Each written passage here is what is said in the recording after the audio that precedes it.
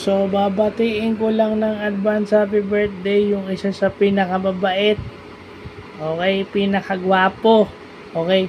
Gwapo naman to, kaso hindi lang halata kasi humble to masyado eh.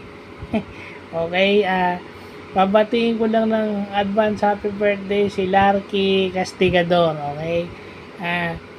Isa lang masasabi ko, hindi ka ginaya ng coaches mo eh.